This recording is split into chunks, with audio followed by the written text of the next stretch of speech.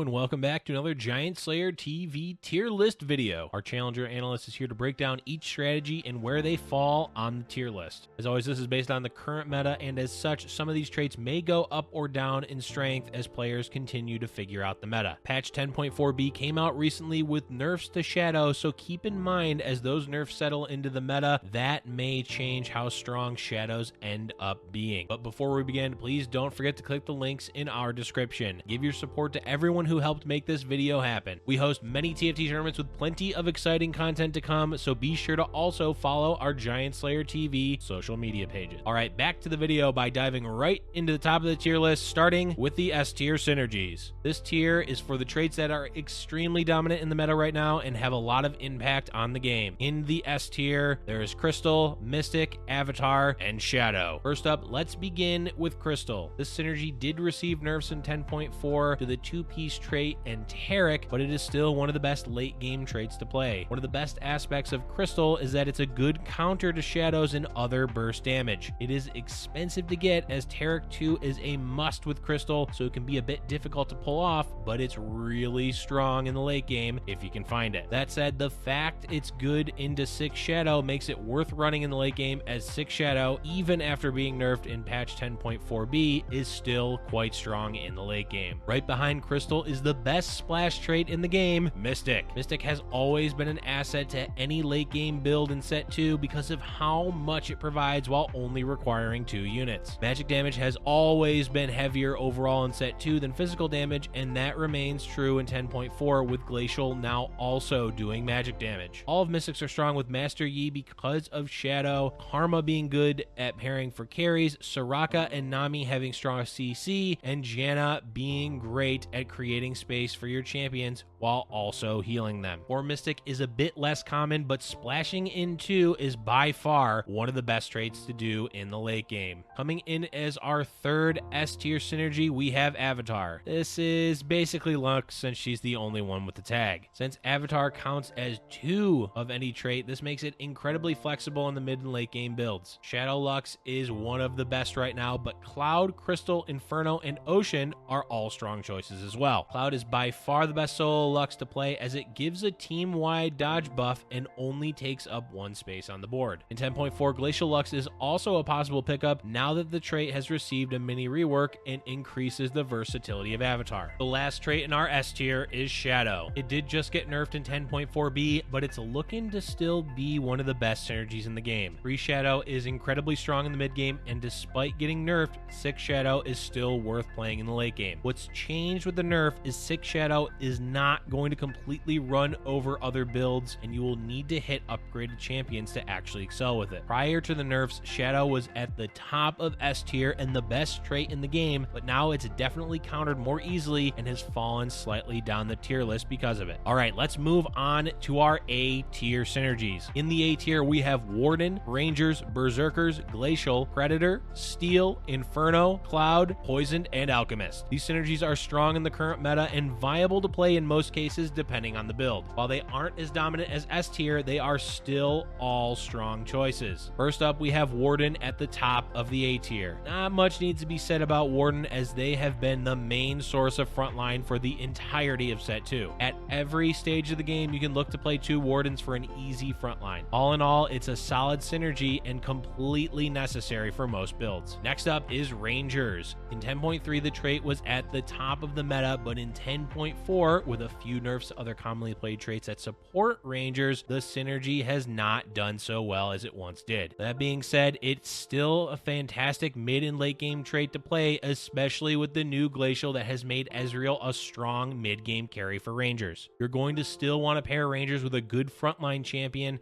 and look to grab a Taric for Crystal with Ashe in the late game. Braum also pairs quite well with Ezreal, so look to play those 2 in the mid game to make the most out of the Ranger trait. After Rangers, we have our next synergy on the list, Berserkers. With buffs to Olaf and the Glacial rework, this trait is doing quite well in 10.4. While it isn't as dominant as the other 6-piece synergy, Shadow, it's still a strong contender in the current meta. One of the best aspects of Berserker is how well it plays off of Glacial in the mid game, which makes it easy to transition into a full 6 Berserker comp. Since we've been mentioning it, we might as well talk about our next synergy, Glacial. After receiving a mini rework in 10.4, this trait is proving to be quite versatile in the early and mid game. The 4 pieces of the trait do fall off late game, but in the early game and mid game, you can look to play it with a great pairing being Braum and Ezreal. Since 2 Glacial was buffed, it makes having 2 Glacial champions in the late game quite useful and helps boost other synergies like Berserkers. Predator Steel is a combination of 2 traits that you very rarely ever see Steel not played with Predators. Not much needs to be said here, as Predators really haven't changed and are one of the stronger early game traits, and when played well are formidable even in the late game. They do require extra support from additional traits like Crystal and Poison, which is why they aren't higher on the list. That said, they are capable of winning games against stronger meta traits. Continuing down the A tier, we have Cloud. This, like Mystic, is another super strong trait to splash in, but it's not as easily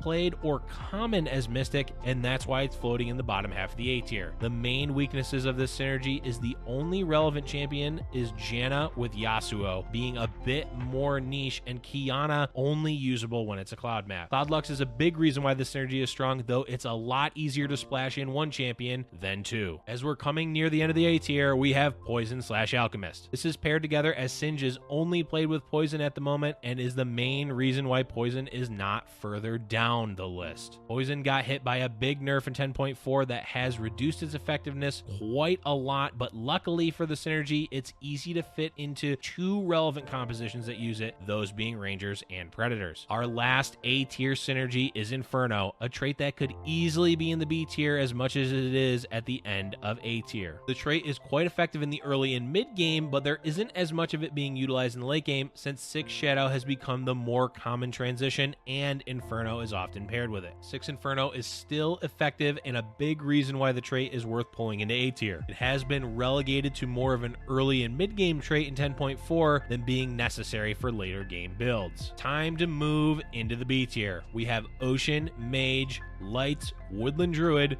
Mountain, Electric, Summoner, and Blademaster. Where A tier is traits that are overall strong and common in the meta, B tier is about traits that are more situationally good or require certain criteria to be met before they're useful. To start things off at the top of B tier, we have Ocean Mage. Another combined synergy, Ocean Mage has lost a lot of its previous power compared to the other metas. The biggest reason is with the removal of Spatula from the carousel, it's harder to get 6 Mage 4 Ocean to work consistently. That said, these traits are still not bad in the right circumstance when you're able to find all of the required champions early enough with good items. At times, these 2 traits are strong enough to contend with the best builds, but most games they just come up short. Another trait that was affected by the Spatula change is Lights. While they don't require a Spatula, this trait is much more effective when you're able to consistently make a Zir into a Light champion. Between the change and a few nerfs, Light have certainly fallen down quite a bit. Lucian did receive buffs in 10.4, but the jury is still out on whether he's a strong enough carry for this trait to move up in the rankings. As mentioned with Ocean Mage, this trait can contend with other strong meta synergies, but oftentimes just comes up a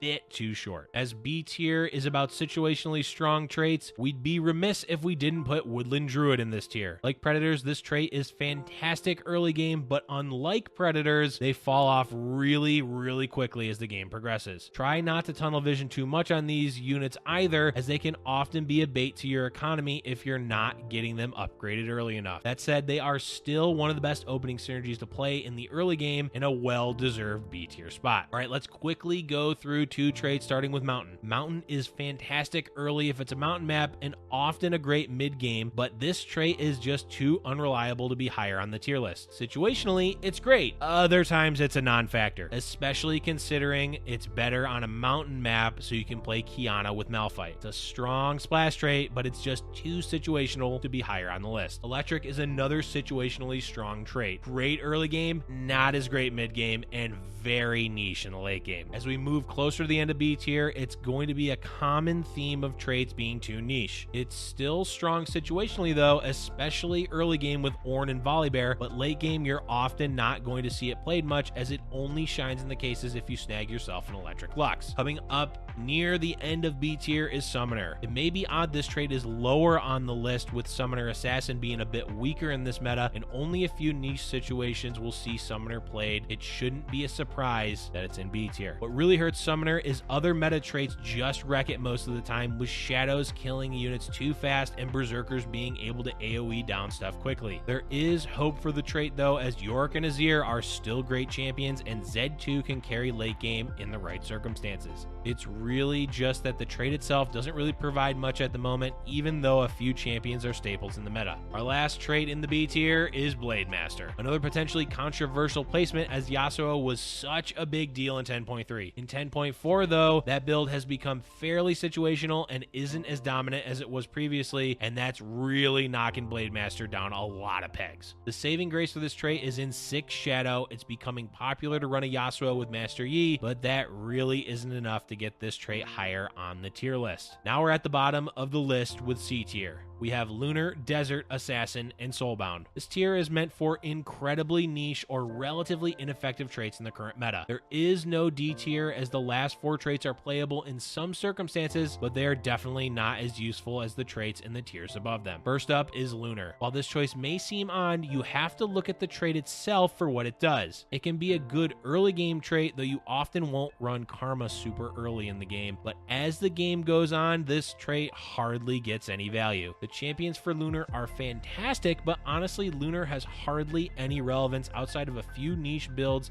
that can stall the round out like Summoner Assassin with the Zed carry. Similar theme to Lunar, we have Desert. Useful in niche builds like the Yasuo carry, Desert really hasn't proven to be versatile in 10.4. It's got a couple of niche scenarios to play it, and even those times it doesn't have the most impact. It's not a bad trait to splash in, it just doesn't fit well in the current meta. Assassin continues the theme in C tier as another niche trait. It's used in Summoner Assassin, but the trait itself really doesn't do much. The trait is mostly decent because it has a few good champions, and the fact the Assassin champions jump onto the backline. The jump effect is not good enough to boost assassins in this meta, though it is useful to give a champion like Olaf in the rare cases that you can find a spatula. And all the way at the bottom, we have Soulbound. Despite buffs to both Lucian and Senna, it's rare to see the husband and wife duo paired together. Senna is great in Shadow and Lucian is a strong carry in Lights, but it's not often they get paired together, as you have to deck both of them out with items to truly make use of Soulbound. Because of that, you're rarely going to want the trait. It's similar to Lunar in that the champions are by